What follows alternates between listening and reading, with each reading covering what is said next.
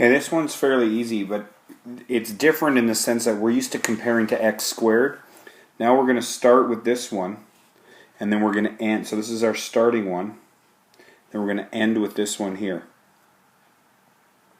Okay, so the first thing we need to look at is we need to see that we got a negative sign here, and this one had a positive sign. So we already have, so right away we have reflect.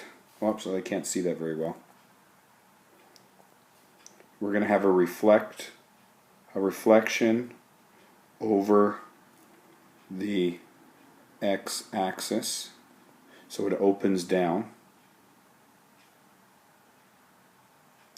And then we have this effect right here. You're 4 units above the the origin 0, 0, and now you're 4 units below. So that means that the second part would be that you are also translating the vertex down 8 units. Is the other effect that's going on there. Okay, and that would get you your 2 points. Okay, the next problem said which of the following lists the functions below from widest to narrowest. So wide functions really have vertical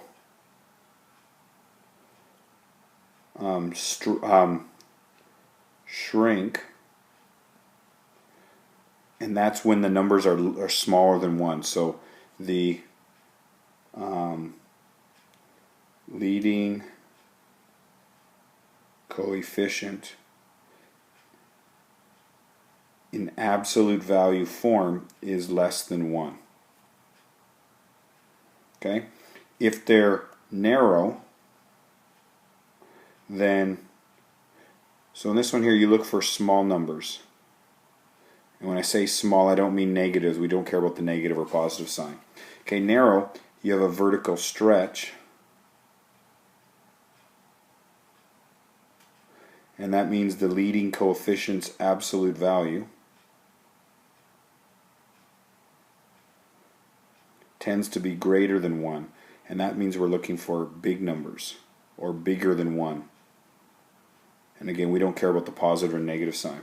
So so when you go and actually look at the problem there, you're going to find that answer choice D is the best. Why D? Okay, so let's do this in blue. Because a half is the coefficient on the first number is less than, if you think of the absolute value, the negative 3 over 2's absolute value, which is less than the absolute value of 2, which is less than the absolute value of negative 3. We're not worried about the reflections. So because of that, this is going to be widest, and this is going to be the narrowest on this end. Okay, and they're asking to go from widest to narrowest, so that's what I've done. Okay, this one said, number 6, a little bit different instruction for 6 and 7.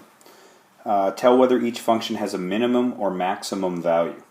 Then find the minimum or maximum value.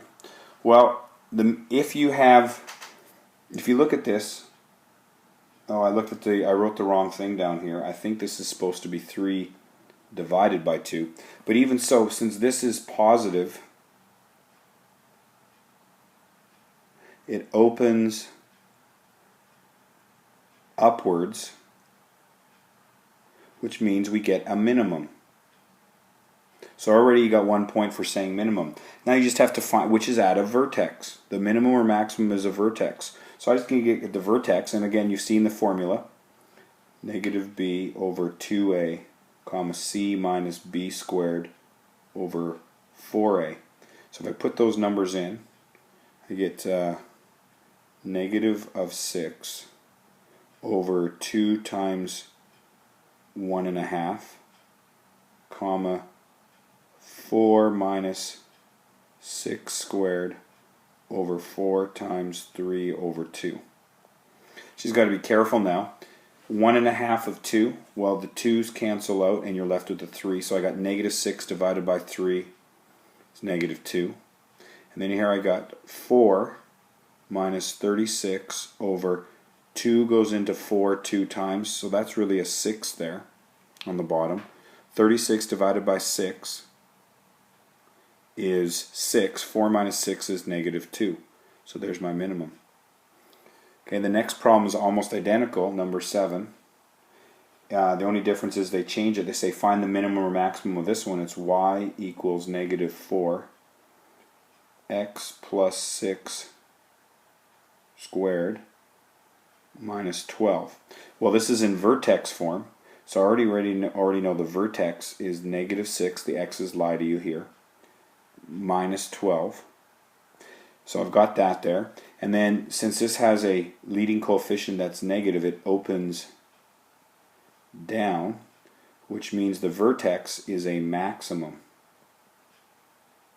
which means it looks like that. The previous one, the vertex looked like this. Okay, so there's our two there, and I'll just pause the video now and I'll do some more uploads.